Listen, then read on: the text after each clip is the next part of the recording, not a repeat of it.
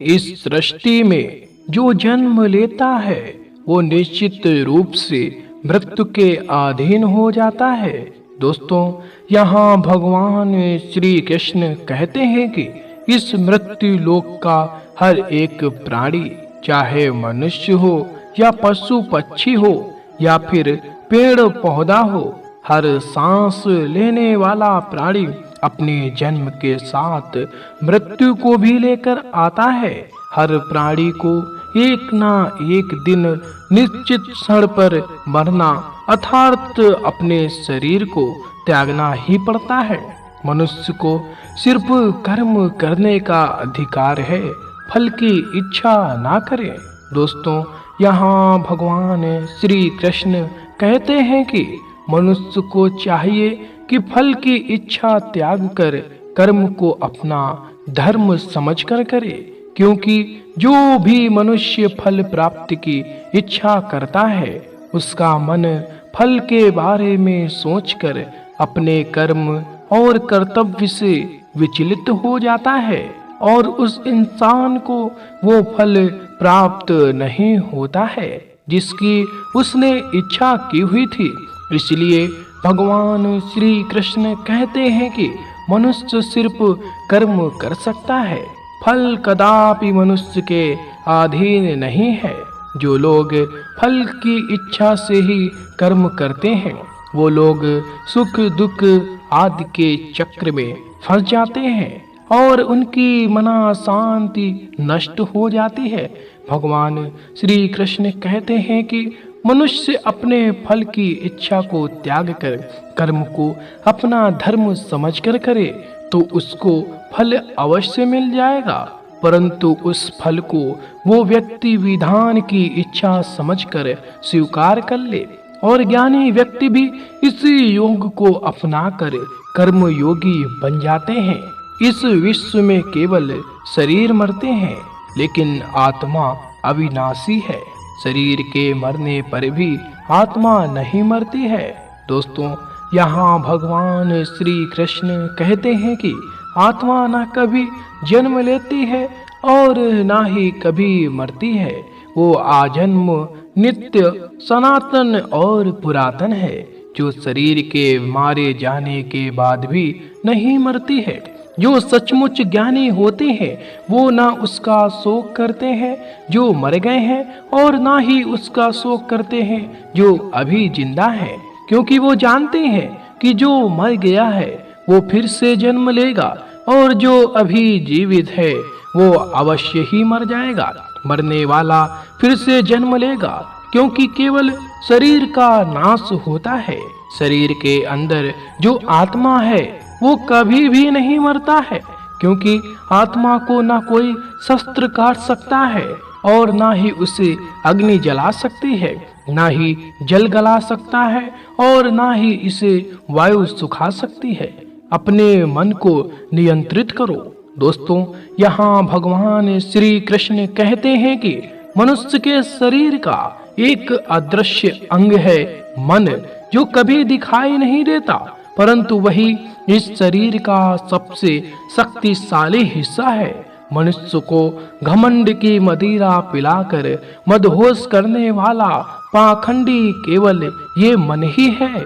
उसके हाथों में मोह माया का जाल है, जिसे वो मनुष्य की कामनाओं पर डालता रहता है और उसे अपने वश में करता रहता है।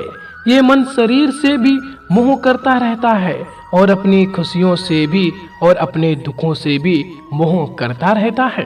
खुशियों में खुशियां भरी गीत गाता है और दुख में दुख भरे गीत गुनगुनाता है। अपने दुखों में दूसरों को शामिल करके उसे खुशी मिलती है। किसी भी मनुष्य को उसका मन जीवन के अंत तक अपने जाल से निकलने नहीं देता। अपने रस्सी में बांधकर उसे तरह तरह के नाच नचवाता रहता है। ऐसा तब तक होता रहता है जब तक हम अपने आप को मन के अधीन रहने देंगे, तब तक हमारा मन हमें नाच नचाता रहेगा। मनुष्य का मन मनुष्य को इतनी फुर्सत भी नहीं देता कि वो अपने अंतर में झांक कर अपनी आत्मा को पहचाने और आत्मा के अंदर जिस परमात्मा का प्रकाश है उस परमात्मा का साक्षात करे। किसी भी जीवित प्राणी के लिए आवश्यक है कि प्राणी अपने मन को काबू में करके अपने अंतर में झांक कर अपनी आत्मा को देखे। तब उस आत्मा के अंदर उसे परमात्मा का प्रकाश स्पष्ट दिखाई देगा और उसी को ही परमात्मा का साक्षात कहते हैं। हमारा शरीर और मन कैसे काम करता है? दोस्तों, यहाँ भगवान श्री कृष्ण कहते हैं कि मनुष्य का शरीर एक रथ के भांति है।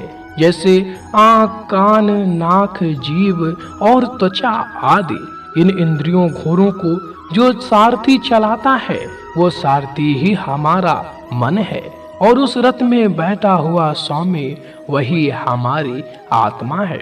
मनुष्य की इंद्रियों विषयों की ओर आकर्षित होती रहती हैं और ये सब तभी तक ही हो सकता है जब तक जीवात्मा अपने मन को काबू में न लाए। जब तुम स्वयं मन के अधीन न रहकर अपने मन को अपने अधीन कर लोगे तो वही मन एक अच्छे सारथी की तरह तुम्हारे शरीर रूपी रथ को सीधे प्रभु के चरणों में ले जाएगा। यदि मन तुम्हारा स्वामी है और तुम उसके अधीन हो तो वो तुम्हें माया के बंधन में जकड़ता रहेगा और जब तुम अपने मन पर काबू पा लोगे और उसके स्वामी हो जाओगे तो वही मन तुम्हें मोक्ष के द्वार तक ले जाएगा। भगवत गीता के अनुसार खुशी 3 प्रकार की होती है। दोस्तों, भगवत गीता में ये खुशी बहुत ही महत्वपूर्ण है। तामसिक खुशी।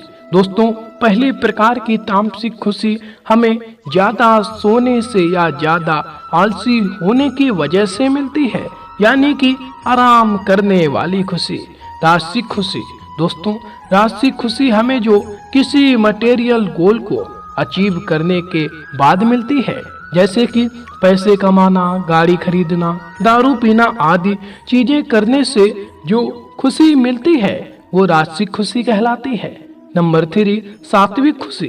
दोस्तों, ये जो तीसरी प्रकार की खुशी होती है ना, उसे सात्विक खुशी कहते हैं। भगवत गीता ये कहती है कि तामसिक और राजसिक ये दोनों खुशियां अस्थायी होती हैं, पर सात्विक खुशी है ना, वो पहले हमें जहर की तरह लगती है लेकिन बाद में वो हमें शहद की तरह लगने लगती है।